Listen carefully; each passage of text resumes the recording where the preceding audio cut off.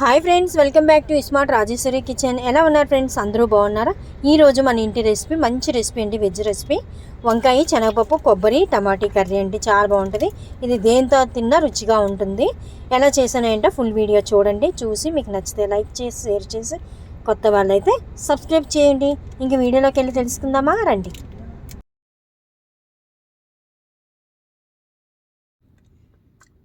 ముందుగా శనగపప్పు చిన్న టీ గ్లాసులు తీసుకోవాలండి.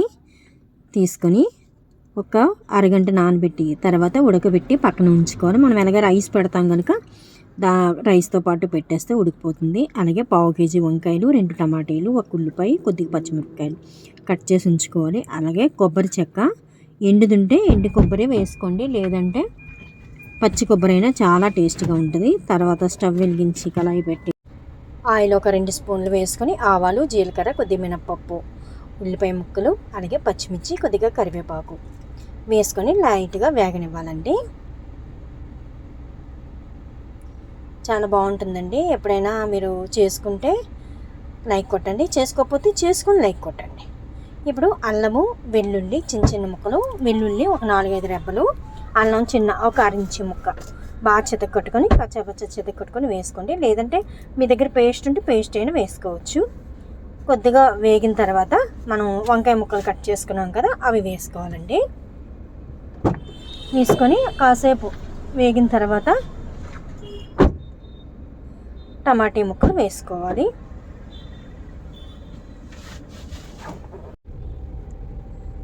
వంకాయ ముక్కలు కాస్త వేగిన తర్వాత టమాటీ ముక్కలు వేసుకుందాం.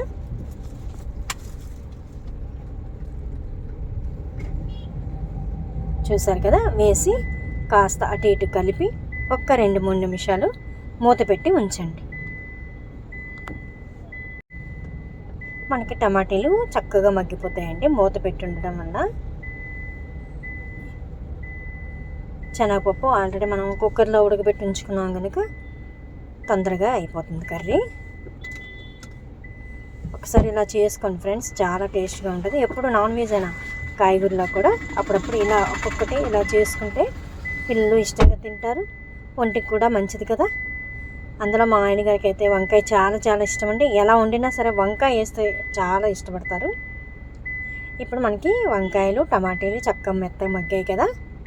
ఇప్పుడు కొబ్బరికూర వేసుకోండి. ఇది ఎండు కొబ్బరి అని నేను ఇప్పుడు వేస్తున్నానండి. అదే పచ్చి కొబ్బరి అయితే లాస్ట్లో శనగపప్పు వేసిన తర్వాత వేసుకొని దించేసుకుంటే చాలా టేస్ట్గా ఉంటుంది.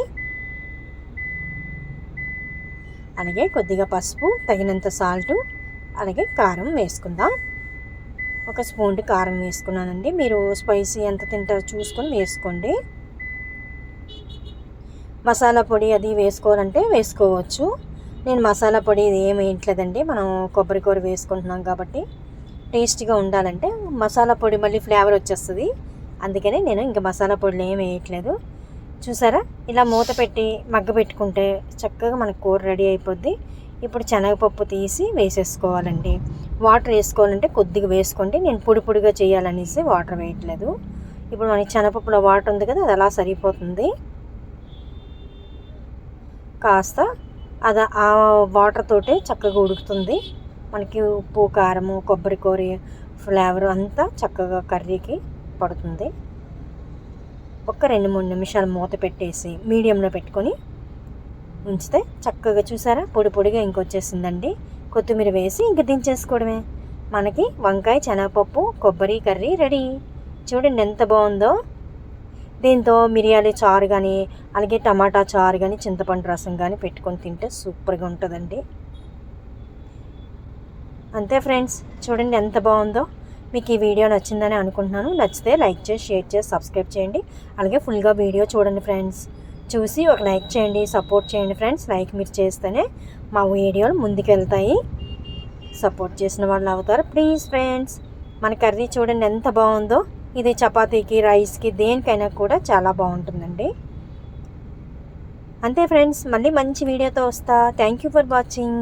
Bye friends. తప్పనిసరిగా మీరు చేసుకొని ఎలా వచ్చిందో కామెంట్ పెట్టండి.